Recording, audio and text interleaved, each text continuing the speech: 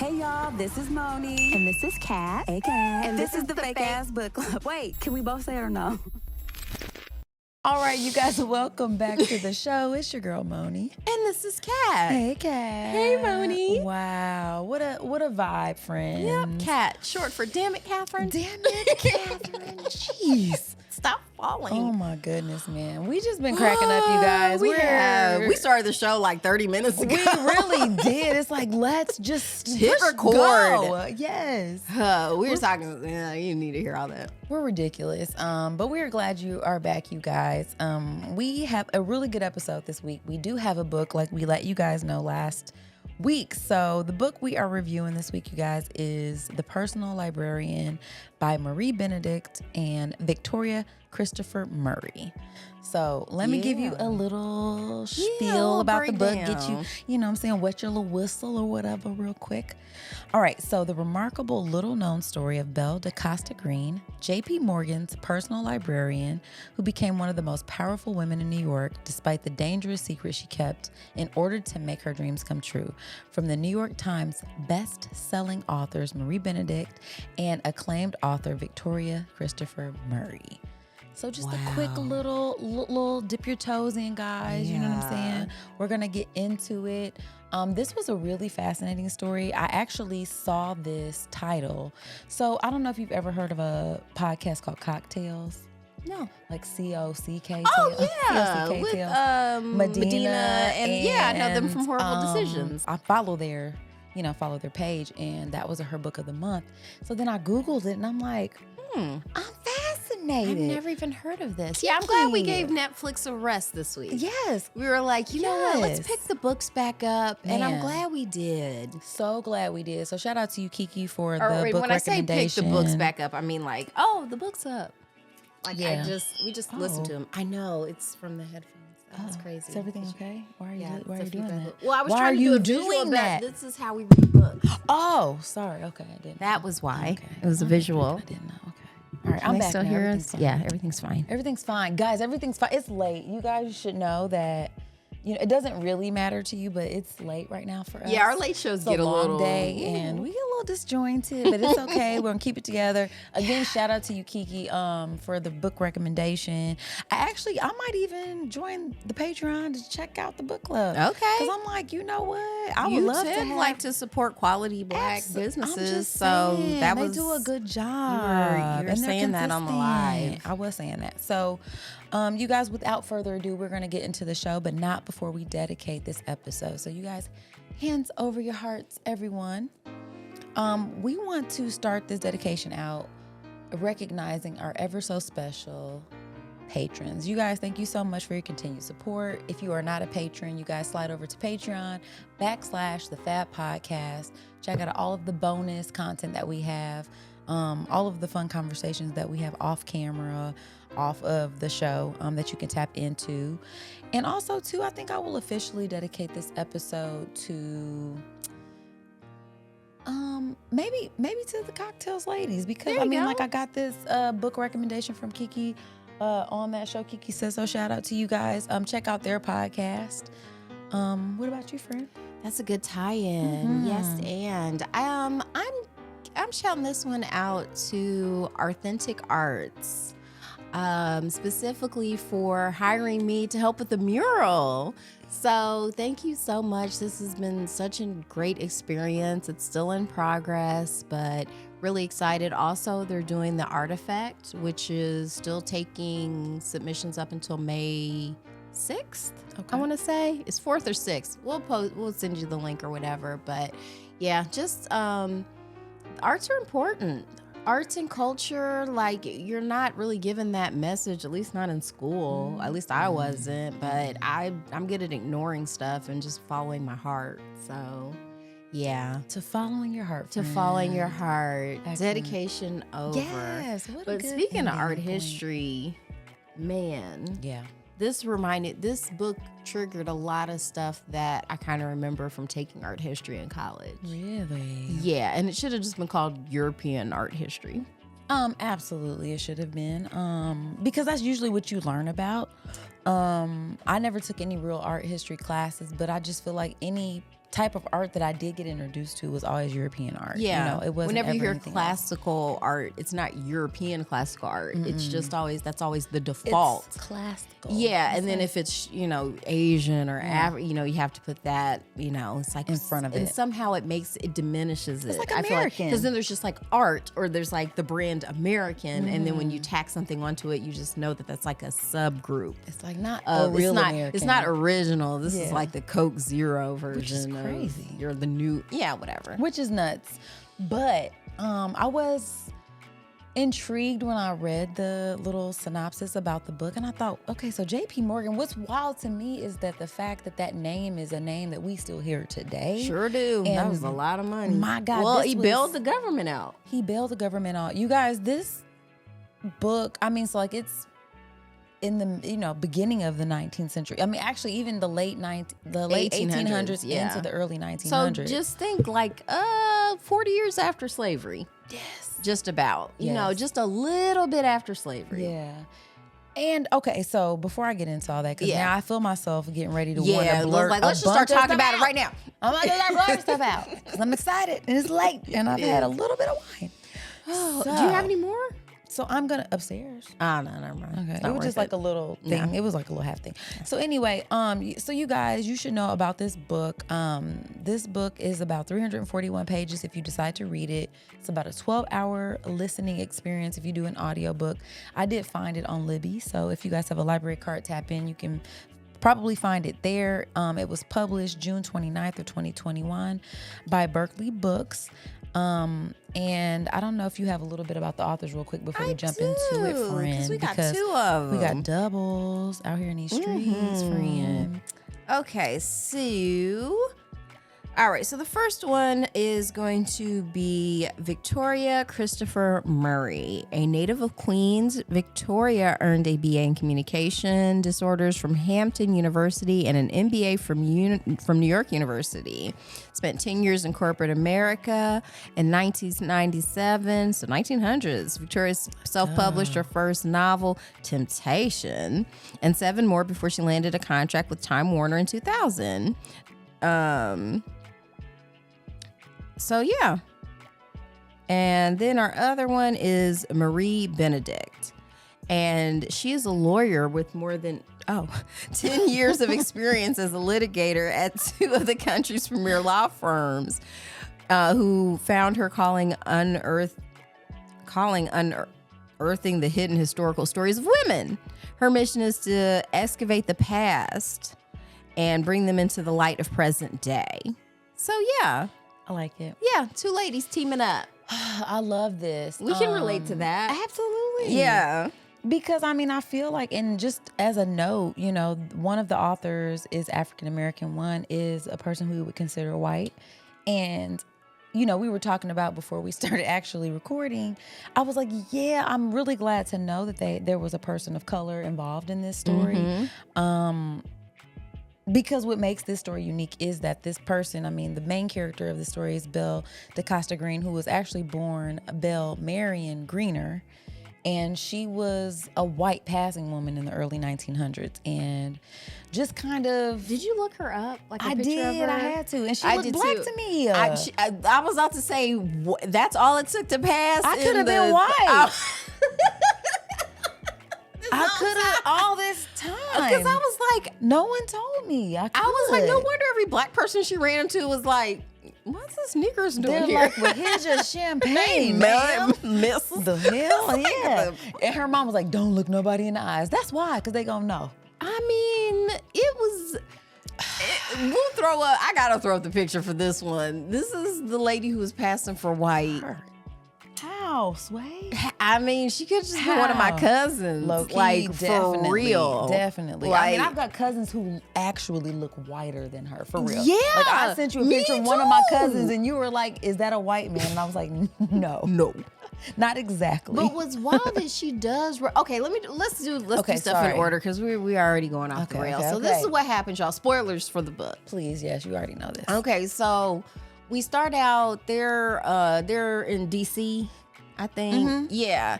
And they're just a prominent, like highfalutin. It wasn't a singularity. They were part of a whole community of highfalutin black people of color. Yes. And her dad was a scholar, and he was huge in fighting for civil rights. Her mom was a little more pragmatic, and the mama, one day she hears the mom and daddy get into a fight because the mama put them down as white on the census, and the daddy was like, "What is your problem?" And she was like, "Look, I'm trying to save our children." So he basically just they end up not divorcing but separating. He goes off, and they move to New York to be white, and while they're because this is not too far from, because they're on the East Coast, so she's working in Princeton. To New York.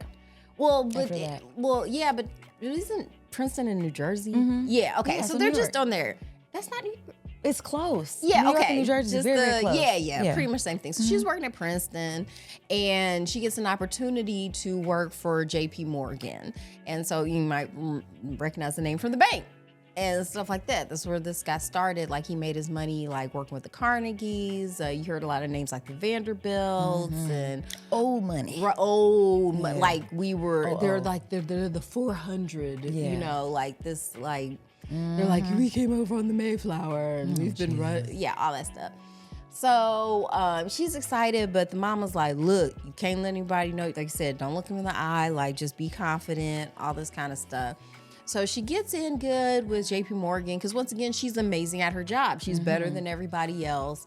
So because she's able to kind of get in here, she's able to lift her family out of poverty, but she's still, she's under a lot of stress. You're constantly afraid of getting exposed. J.P. Morgan's daughter didn't like her and was always kind of, lightweight threatening her kind of because obviously we showed you the picture. Like, if you had eyes or any kind of sense, I feel like, or maybe people weren't as white back then. I don't know. Like, but also too, it's like, what is being white? We talk about this a lot, though. Term. I mean, like, honestly, you can look at somebody and think they're white and they're not. And be totally wrong. So right. That's why it's weird to be like, so what is whiteness? Yeah. Like, what is this ethereal whiteness that we're all trying? She was white As enough. if people, I didn't give the disclaimer this episode. Kat doesn't even believe in the concept of whiteness. We're just all people. So anyway, she's, making money, doing the thing, trying to cope. And then she ends up meeting this guy who's in an open marriage and goes off to Europe, has an affair with him. And then she's like, hey, I'm pregnant. And he was like, no, you're not. He pulled a Anthony Edwards hard. Oh, no. And he was just like, And so she ends up almost dying after getting the abortion because the technology wasn't great. And but she recovers, but then she's like, okay, I realize he's not for me or whatever. And she goes back to New York because, J.P. Morgan, she had this kind of weird, almost sexual relationship with him that was almost also kind of paternalistic too. Once again, they even describe at the end of the book how they wanted to craft their relationship with what it seemed like, because she really did say, like, we tried to, like, if were you his mistress? She was like, well, we tried, but it didn't really work or whatever. So he ends up dying and leaves her like a small fortune, and she's able to use that money to really, lift her family up too, because her sisters have all married white men. It's like, everything's up. It's like some serious blue vein club stuff. But she ends up reconnecting with her dad because she always missed him. He, of course, missed his children. He just couldn't deal with the fact that his wife wanted to go over to whiteness or whatever. So she was able to see him one last time before he dies. And then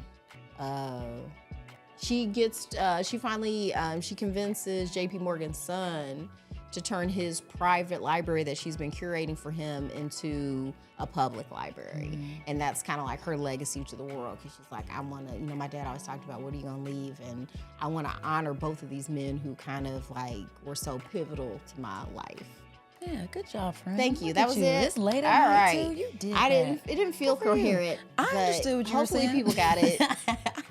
Yeah, I'm like, that was mostly it, friend. That was Yeah. it. Yeah, absolutely. And so, I don't know, for me, this story was really, really great. Like I said, I tend to really enjoy historical fiction. It's one of my favorite genres because, I don't know, like, I feel like you get to be transported in a real time period with people who actually existed. So like, even though their lives are fictionalized a little bit, it sounds like these ladies who wrote this book were very thoughtful in the way that they visualized her story and like really tried to be true to the time period and to the context clues of her life.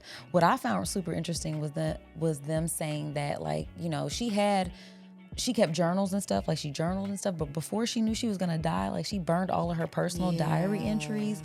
So like her personal life stuff in the book, they were like, yeah, we had to really fictionalize a lot of that parts, but we were able to take, from letters that she wrote to other people and other correspondences. The dude who got her knocked up, he was supposed to burn his stuff and he kept did it. He was terrible. Yeah. And it's like, you know how that goes. Usually wonderful women do tend to fall for them. It's not much, man, it's tough, man. It's very tough. And it's like, sometimes you can't help who you have chemistry with, and it doesn't always seem toxic at the time, but like, she was just a fascinating character though. And so I want to ask you, so we just talked about how, like, okay, we spotted this lady. We were like, she looks like my cousin. I was expecting her to look like you've seen pictures of like my grandmother in Nashville. Oh, that's strange. Okay. And if I have, I've forgotten. Okay, fair. I won't look up one right now, but I'll throw one up right here. Okay. And so that's who I was picturing in my mind. Okay. Like, I was picturing Rashida Jones or something. Well, because even Rashida Jones, I feel like... You think she looks black? Yeah. I mean, I don't think she looks black. I think if or you like her grandma might white, be Portuguese or whatever. Yeah, now she looked like do. Maybe she got a Spanish relative or something. But what actually, the way Belle was describing her mom, that's how I was picturing my grandmother, my Southern grandmother. Okay. Because she's Southern. And I feel like she could have passed. Really? Like if she I don't think I ever saw a picture of her. Yeah. You gotta show me this. Yeah, I'll show you. Y'all got to see it already. I didn't see it. But.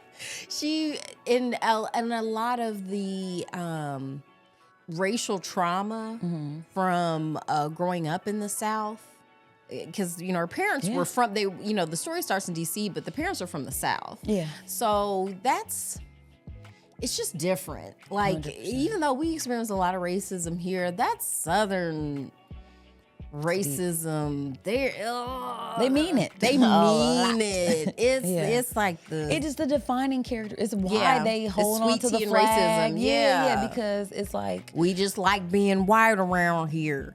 We got a white prom and a black prom. The white kids can go to the black prom, but why am I doing this voice? But the black kids can't go to the white prom. You know what I mean? Like, that's what segregation is about, because black people, we always just like, well, for one, we probably just internalize the truth, which is everybody's black. Like, this white black thing is stupid. Yeah. Like, that's not really a thing. We're just all people. Different variations of the same thing. But she did not, to me, appear to be she wasn't Sarah Jane. No, she wasn't. But honestly, in real life, remember that lady was Jewish. She wasn't nowhere near black. So. Or even who are some? Or like my aunt, Lena Horne. I would say Lena Horne could solidly look like a white lady. I would have clocked her, but because it made me think a lot of Gatsby when we were talking about the spotters and stuff like that. Because white people would have to hire black people to point out who was passing. It's like, nah, bro, that's a Negra. Yeah, it's like, I know you just tell why he's moving, man. Just the whole situation. Just the whole situation. You don't see those little waves right there. Well, what was sad to me though was the fact that, like, okay, so again, we're some decades out of slavery, and Belle's mom's family, the Fleet family, they were this like very well-to-do, highly esteemed black family, educated, proud, and it sounded like that DC area, wherever they grew up, it sounded like a pretty insulated area, and that they had like a lot going on. So the mom was like extremely proud of that. And so like for her to get to a point, it's just interesting like how kids sometimes will shift your perspective on what you feel like you need to do to survive in terms of like, okay, what's real? So do you think it was the right move? I kept going back and forth in my mind, like, what would I really do? Because I've never had to really make that call. Yeah. You know what I think about it? I don't know that I can say that I can say that there's a right or a wrong move.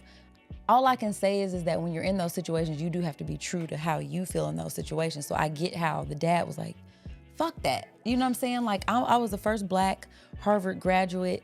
And I could see how he felt hopeful at that time, because you do see all of this, success. I mean, this was at the same time that we're talking about, those Rosewood, we're talking about Tulsa, we're talking about, these communities really coming together with some of the high quality highly educated people and like thriving community. Yes. Yeah, like even when you here, get this Christmas addicts, pool of talent, just Black talent. because the stakes are high and we have to do, so so I see how like holding on to hope and being like, yeah, no, I'm not going to abandon this. And for my kids, I don't feel like they should hide who they are in order to get ahead. They should just be able to get ahead. And also power white suparity, because you're putting your talents into this bucket now. Yep. And they get to claim it. They get to claim it. And people don't like admitting this, but like part of whiteness is oppressing other groups so that you can be supreme. That's the whole thing. That's the whole point of it. So there's no way to benignly practice, ethno states. Yeah. But at the same time, I also could, like when you have, how many kids she had? 4 kids with this guy. And it's like, I mean, it ain't looking good. I think when She's just like, I'm calling it. I feel like when she faced it, it was like, I can't deal with this. And then I know that my kids, like, nobody's gonna, like, they don't fucking know. You know what I'm saying? Like, there's not even like, in her mind, it's probably like, what is even being white? Like, they're light-skinned. And if I know that my kids can have a better opportunity, do I do that? You know what I'm saying? I would like to think I wouldn't have done that. You know what I'm saying? Because the stakes, like getting found out could mean your life, but also being Black could mean your life. Right. And because that's the thing too. I'm sure in her life, she's seen some horrific racial violence. Absolutely. And the idea of that happening to your children would that'll change what down. you do. It's like, oh, I can't afford ethics. No. And she would have never had the opportunity to do what she did in her lifetime, as a Black woman. I don't think. No, not for JP Morgan. Not specifically what she did, and she knew that her work would be discredited if anybody ever knew, which is why I think she went through the lengths of like burning, because it was like, yeah, like I didn't do all this for it to just not. I mean, because she was super, and she's not wrong. She geeked the fuck out for this stuff. Did. Like when it came to very this relatable. Art, these transcripts, like she has. I mean, she's in like, real life, she's like, is that an illuminated manuscript? You guys, it's gonna be in the notes about, like, I found a few little articles about her, and they actually show, like, there's a YouTube video that shows some of those some of the actual items in the book that they talk about. 'Cause she did acquire these items and play these dudes my too, God, like these art dealers. She was a business lady. My God, she was a boss. Yo, she was a boss. And it is very difficult to navigate, like, predominantly white spaces as a Black woman. Like the stuff that you have to endure, like I can't do it. Like I gave up. I was like, no, I can't do it. The money's not worth it. I can't do it. And stay sane. Yeah. But like, and put on top of that, you're a woman. Like, because they already, it's just like a 1-2 strike against you. Because it's like, man, you don't look like God. Like, I look like God. It's like, you the one God punished in the first story because you was, trying to learn stuff. Eating apples and stuff. Yeah. So it's this thing where you have to believe in yourself so hard. And she had that ambition. Yeah, I definitely, and I think part of it was just because, what was sweet and endearing too, about her relationship with her dad. Because I guess she had a brother. So there was 3 girls and 1 boy, right? There was a boy who died when he was a baby, but then she had 2 sisters and a brother. And I guess the sisters were really, really fair. And her brother and her were a little bit darker. And they seemed to have this, I don't know, like kind of a rapport. I don't know, like she was like, I felt like we had to work a little bit harder at it to kind of like, and which is why she put the Da Costa in her name to, like, okay, really throw them off. Yeah, because the mom made the choice to go from Greener, which was their original last name, to Greene, and then she threw that in there because she knew, I mean, like you say, people would clock her and be like, What was your background again? That was are you like, sure it's not tropical? are you sure it's not Cuban or something? Yeah, and it was You like, know? don't be cute. Yeah, so but I like how she handled it. I liked that she was a strong heroine in the book.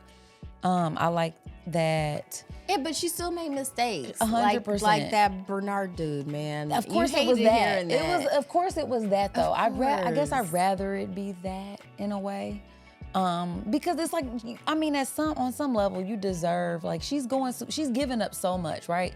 Like for one, you're the oldest. I think a lot of the time, the oldest girl gets a shitty hand dealt to her because, there's already these sort of expectations on you as a girl to be this caregiver, like a second mom character.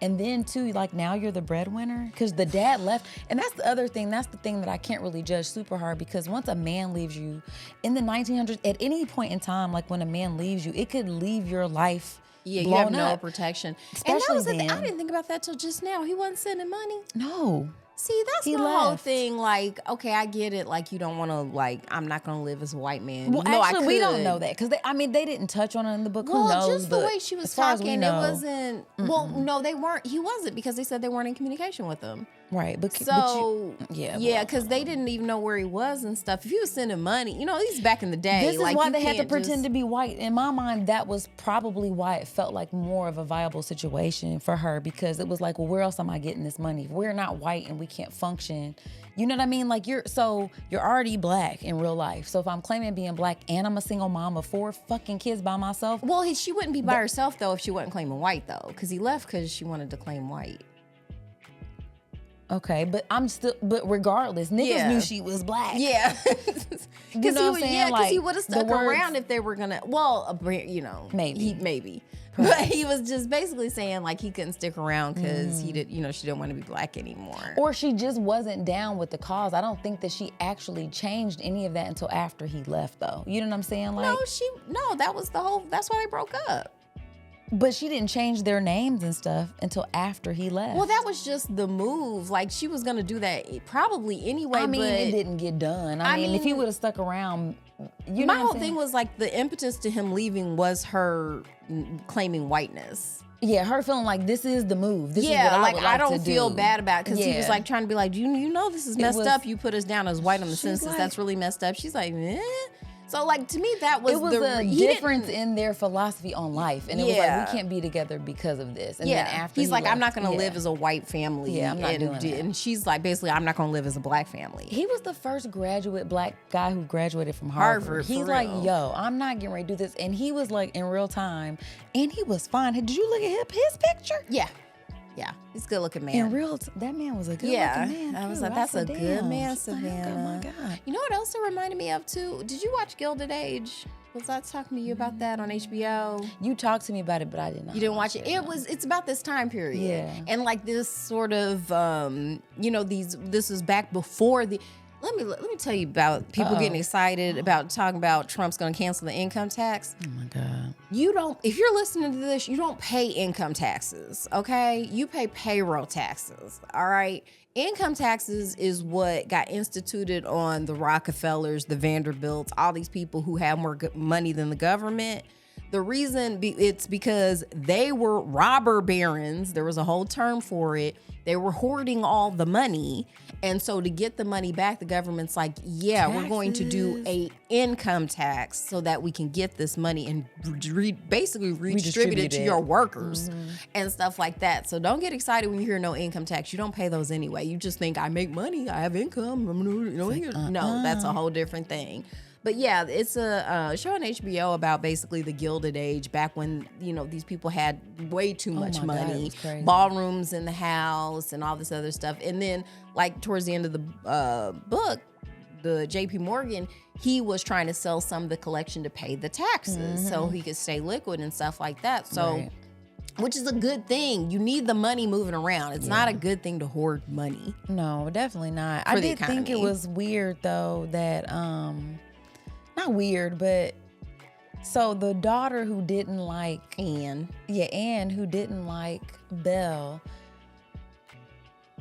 So, and I wonder if this happened in real life. So she suspected that she wasn't. She was like, something's. I have eyes. You're clearly not a white person. You're not a white person. But the reason why, it was like she was known for going around with these two lesbian ladies who were like that a Boston lesbian, marriage. A Boston marriage, right? And it was a throuple basically. And one of the ladies, they were saying maybe she wasn't in it, but she was always around. So it was like it was just kind of speculated that she was in it or whatever.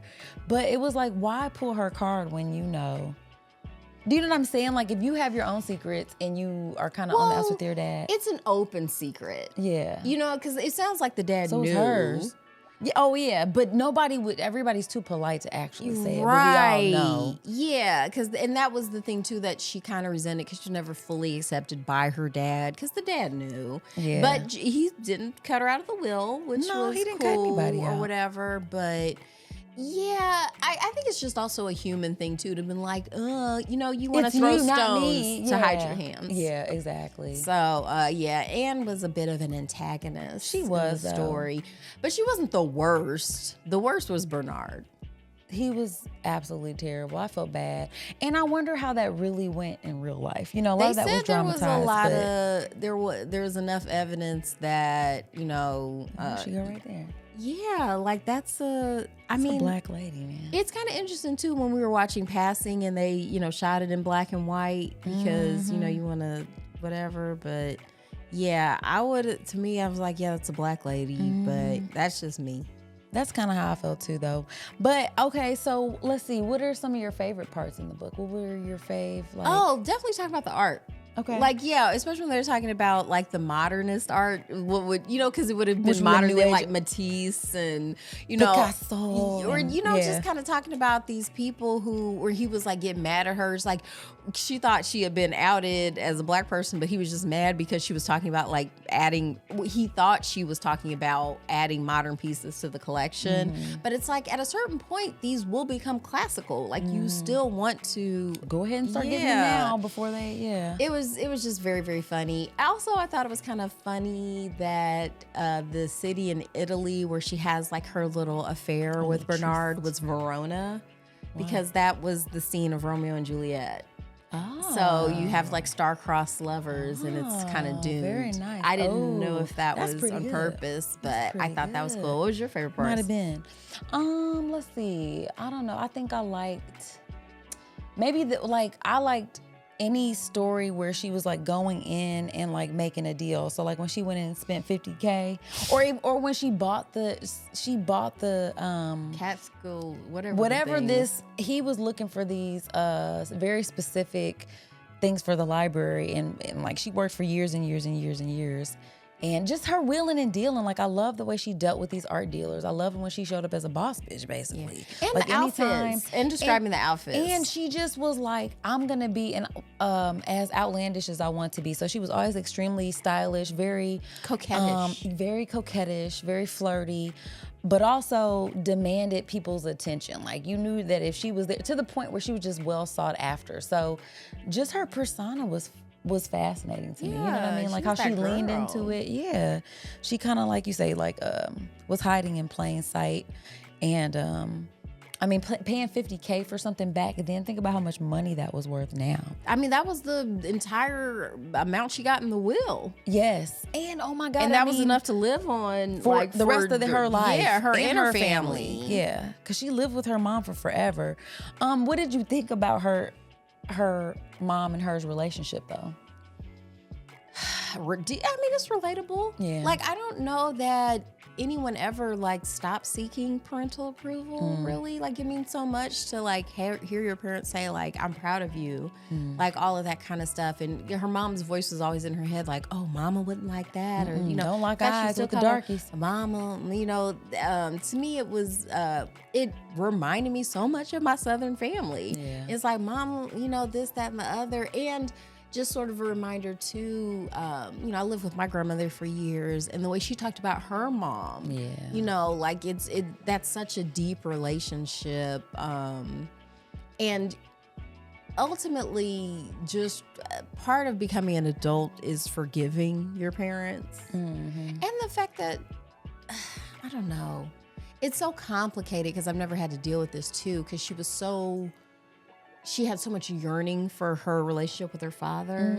And like, cause he went off and started a whole nother family and everything. Yeah. So I don't know. It was, I don't know. It's complicated.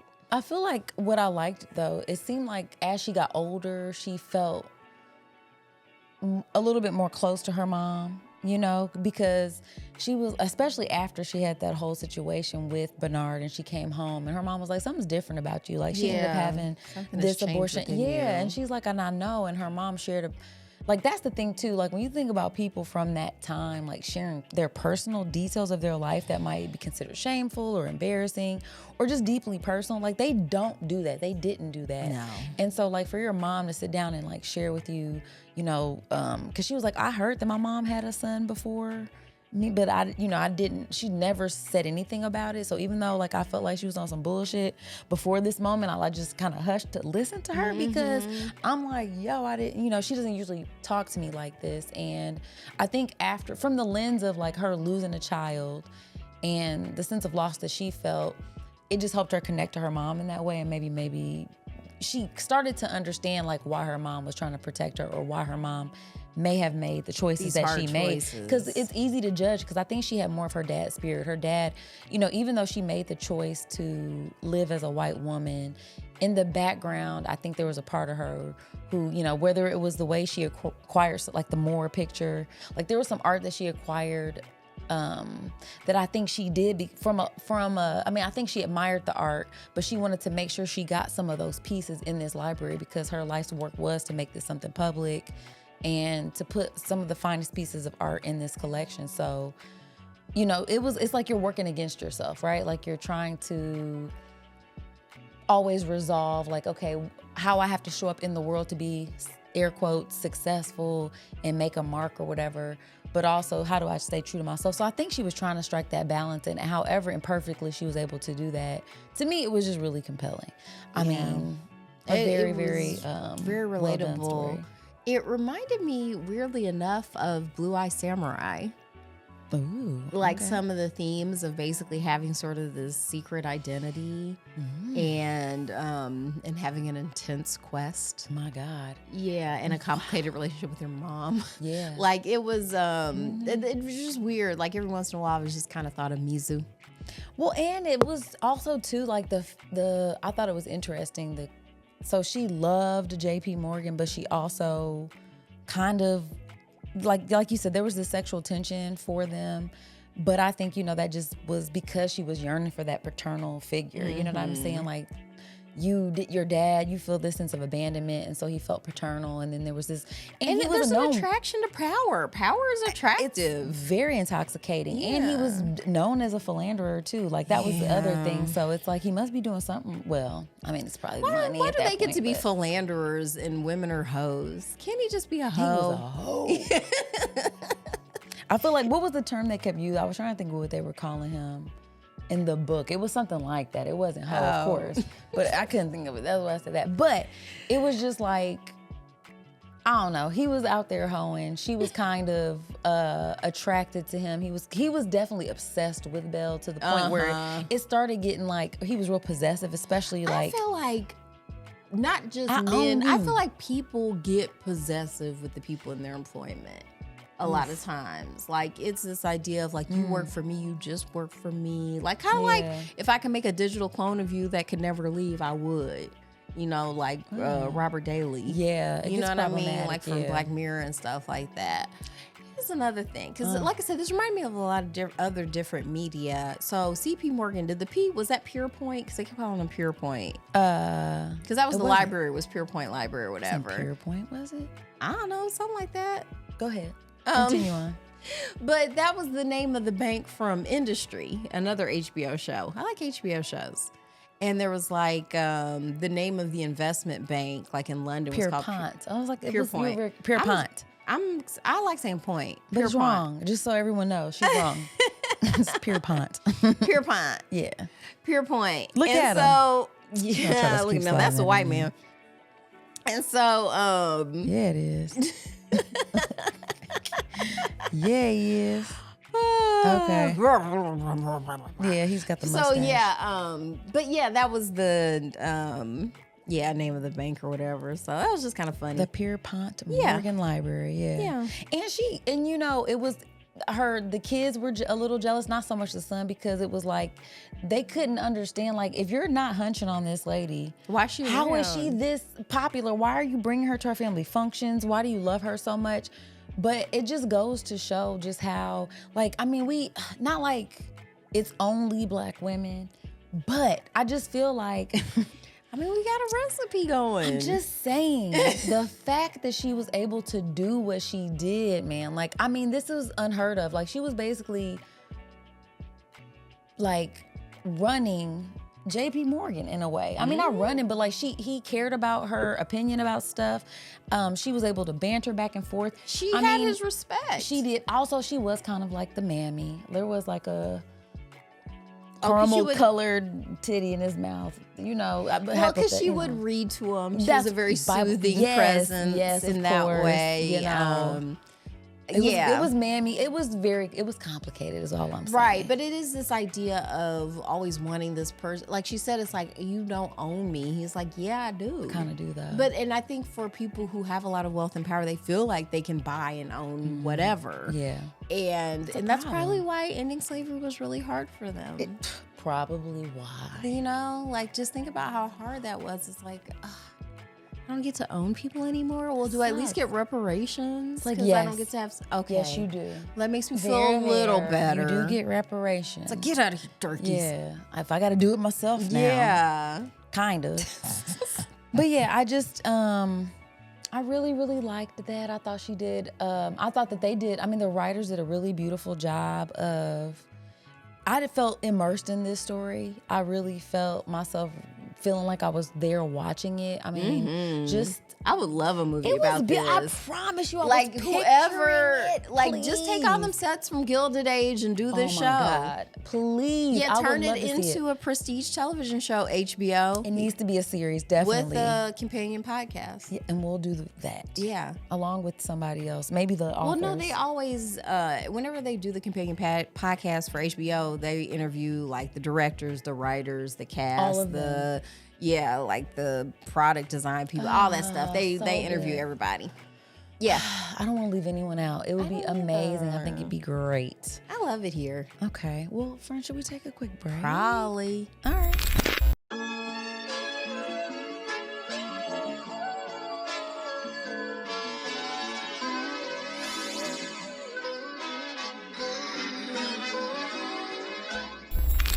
All right, guys, welcome back from the break. My goodness, friend. I'm gonna say this. I do feel like this was just a really, really great book. And I hope that you guys get from this episode how much we really enjoyed this. I feel like we're not getting to every aspect of this. Because it's just so deep in it. So I would encourage you to read this. If you like historical fiction, to me, Belle is an extraordinary and compelling character. It's very complex. And, you know, any judgments you have around people passing or the idea of passing, I would just say it's more ridiculous that it's even a thing that people had to do or have to do. And when we think about it in terms of just other groups too, it's not as frowned upon. Like, it's almost expected. Like, if you're a more white presenting, air quotes, minority in America, like, it's like if you're Cuban, you ain't gotta tell nobody you fucking Cuban, especially if you know, can get rid of your accent and maybe change it from Martinez to Martin and just keep it rolling. Pushing. You know, I don't think it's as frowned upon because it's just more expected. I think that people can matriculate into whiteness a lot easier. So I think when you talk about Black people doing, it's a little bit more fascinating because I guess for us too, it's like, what? Well, it's just to me, it's just a reminder that Black people make white people. That's where white people came from. This idea that somehow like Blackness is a pollutant. Like, no, like it's just gene expression. Read a YouTube video about genetics. Friend, reading is hard. It is. Or have somebody read it to you. Like, genetics is actually fascinating. My daughter got 100 on her science project about genetics this week. Listen, because she's out here reading, okay? And she's taking in the info. That's what y'all need to be doing. So anyway, you guys, this book was really great. I want to go ahead and rate this book, friend. Okay. I'm going to give this book, I'm giving it a 5. I'm giving it 5 out of 5. Oh, what color was her scarf that she used Scarlet. to do? A scarlet scarf, yeah. I'm giving it that. Okay, and I'm giving it 5 out of 5 illuminated manuscripts. Ooh. Yeah, I remember learning about those in school. I actually had fun. Like, we had to make our own illuminated manuscripts. That was really fun. I don't know what that is. I mean, illuminated means light, and then manuscripts are writing. It's like so I when don't you know use what like that gold leaf to make you'll know it when you see it. Let me pull one up for you. It's gosh, I always do that. I forget to leave that open till it's whatever. is. I was gonna say I saw some pictures of the Ethiopian Bible. That was beautiful. Like one of the oldest. I mean, my God.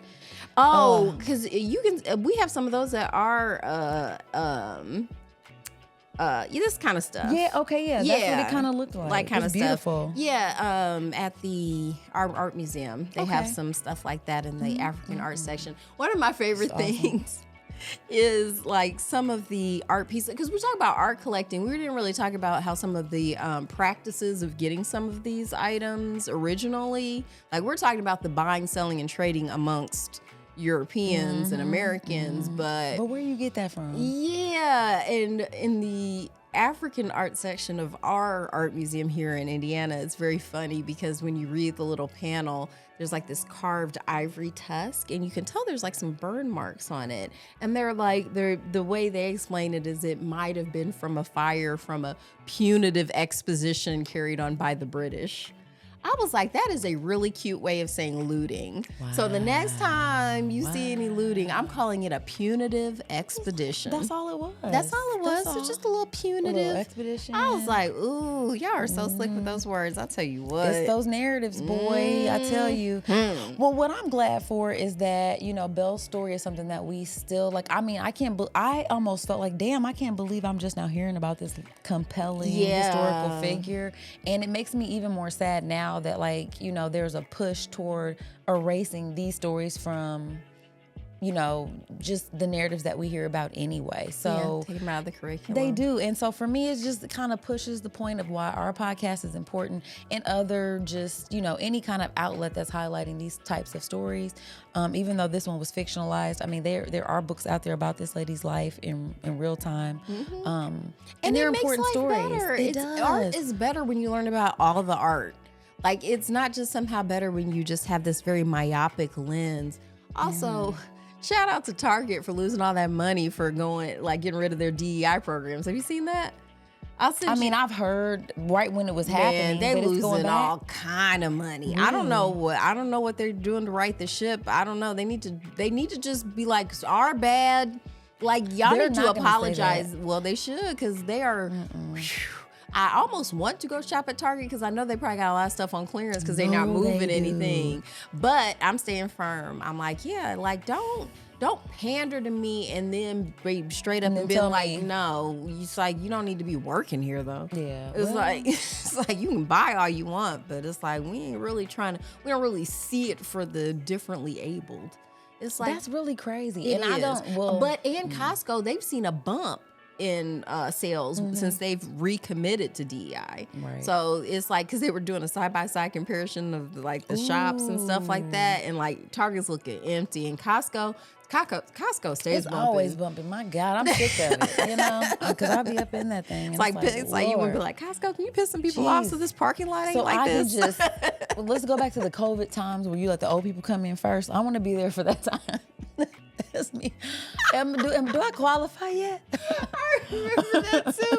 I be waiting in my car. Oh my God. You see all the little cotton-headed ladies coming out. I was like, all right, bless y'all. But that's what's up though. Yeah, I wasn't that's mad nice. though. No, I think we should just they do that deserve anyway. it. Exactly. Let When them you don't have have it. a bunch of people rushing And around they're you. not in your way. Yeah. Like it's nice for It works for everybody. Everybody's happy. Like I don't have to be like, hurry up, girl.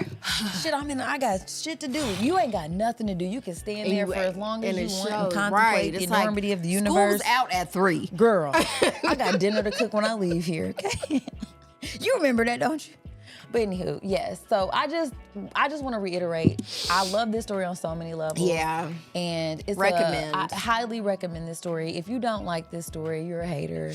Or you just, I mean, maybe you don't like the idea of passing or whatever. Or but you I don't would, like narratives. Like we're Yeah, that's learning part, that that a lot part. of our male, like demographics. yeah, or- they don't really yeah. care for fictionalized narratives unless Yeah. there's like Get with it, guys. car chases.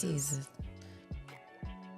Right, or just something ratchet. It's like, man. But also, too, I get it. That could be entertaining. But also, this is just a really good story. Maybe if they make it into a movie, they watch I it think with their we're girl or enriched by something. learning other people's stories, but that's just think me. so, I'm too. just Kat. Belle, good for you. Thank you for all that you did. I'm so glad that you Yes. that you made it your life's work to preserve. It made me want to go see this library. I had never in my life even knew it Yeah. existed, and now I actually like want to go see it. So Yeah, the hopefully one time, Pierpont. the Pierpont, girl. And this is like Wintercrest Hollow that I just discovered that I can't even. uploaded wrong and everything. She thought I was trying to be funny. I was like, Yeah, I Real clocked it. I was like, I didn't even change it. Because sometimes if you make like a little mistake, I'll just go in and change Thank it or you. whatever. But I just left it. I was like, that's was like hilarious. I wasn't trying to be funny, you guys. I was just that ignorant. Wow. So there's that. Let's spin this damn wheel, girl. Spin it. Dun, dun, dun, dun, dun, dun, dun, dun, dun, dun. Oh, I forgot what book it was. I remember it. It's Matriarch by Miss Tina Knowles. Oh yeah. Because there's nothing to forget. We just spun a wheel and it Oh my showed God. up. It's so true. I didn't have to think about that. It's just that easy. Excellent. I'm excited to get into it, friend. I It should am be too. I was actually, good. did you listen to the read this week? No, not yet. Okay, well, I'm there's- like a week, 2 weeks behind. Okay, well, there's spoilers for Sinners, so just know that. Okay, I'll skip And that. then, but yeah, they interviewed Miss Tina. Oh, about her book? Yeah. So now I'm Oh. like, I'm ready. Like, Okay. yeah, I'm super intrigued. I know it's gonna be so good. Yay. And we She's talked about some fascinating. Southern baddies. We'll Yeah, make it like I 2 like weeks in a it. row for Southern baddies. Wait a minute, didn't she just get some kind of award or She something? deserves it. I don't know. It was some kind of probably. matriarch award or something. It was Cool. some like Mother of the Year maybe. Yeah. I don't know. I mean, if you're pointing to her kids as the, like Yeah. the work she did did, a good it's job. like Well, hats bravo. off. Yeah, absolutely. Way better than that Jennifer Man. Aniston clip. Oh yeah, the one that Fuck you, kid. Like, yeah, I don't think. I mean, you be feeling like that sometimes. You just Of can't say it, course, man. you You can't can't. say that to their faces. You No. gotta say it when they're gone. Like, not on this podcast, but not fuck my kids. I love them. I do too. They haven't done And anything to me actually, that I've made me never feel like really, that. I've never really felt that. Not I mean, like that. Not like that for Not like real. that. Like it's usually just like I'm Fuck this moment. exasperated. You know what I'm Right. saying? This I'm like, sucks. just like, could you please just for one moment consider that I might be worried about you and please call me when you get to the, you know what I mean? Or It's just usually do what I asked you, please. the without first questioning me. time. I don't want to have to. yeah, keep- like like not, the constant repeating. Like if you don't like repeating yourself, don't become a parent. That's my advice. But see, that's when people say, just beat them, like Harpo. Did you Tell Harpo to beat me. This is how you know we gotta go. Beat You her. guys, bye. Peace. Before we go, we must give thanks to Urban Nerd for providing our music, and legal services were handled by Trezanae M. Atkins. If you like what you heard, please feel free to join us every Wednesday for another fake-ass book club. Cheers. Thank you guys for listening. You can check us out at thefabpodcast.com. Please subscribe, rate, and review our podcast wherever you're listening right now. We want to hear from you. Come put it in our life. Thanks again, and until next time, peace, love, and the Fake Ass Book Club. We out.